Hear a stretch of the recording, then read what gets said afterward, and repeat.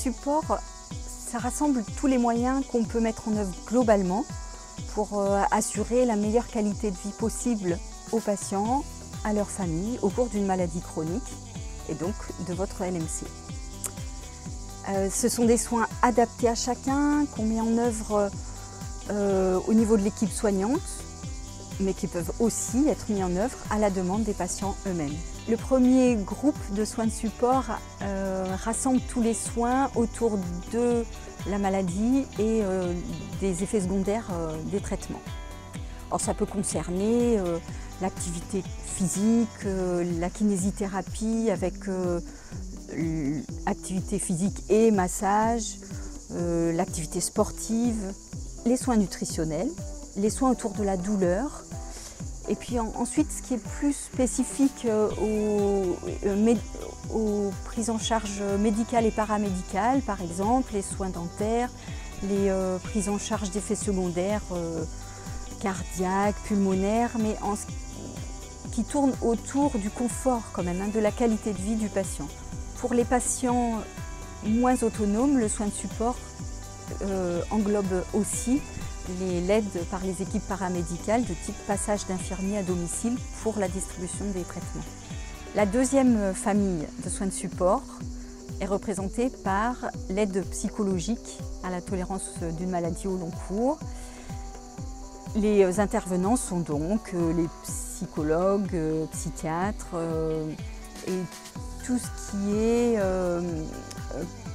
aide psychologique type art-thérapie, musicothérapie, sophrologie, hypnose. Il y a un point important aussi, c'est que les patients trouvent un support psychologique dans l'échange entre patients et pour ça les associations de patients sont pour moi un point clé du soin de support psychologique. Le premier maillon du soin de support, le premier demandeur, c'est le patient. En fait, c'est le patient et sa famille. Le patient va demander une organisation de soins de support en fonction de ses besoins, de ses effets secondaires,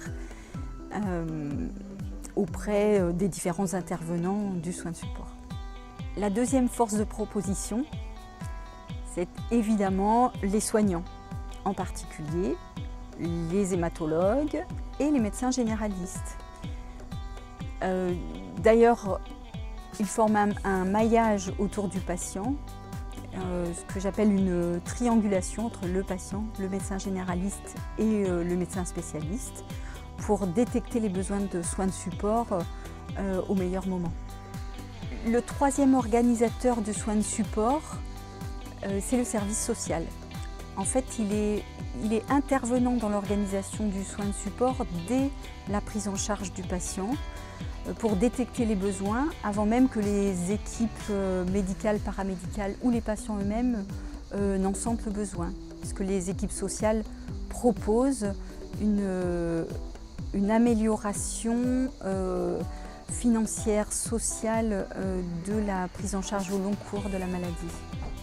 Au total, la prise en charge médicale de la LMC a pour but de soigner les patients, mais ça ne réussit que si la qualité de vie des patients est conservée.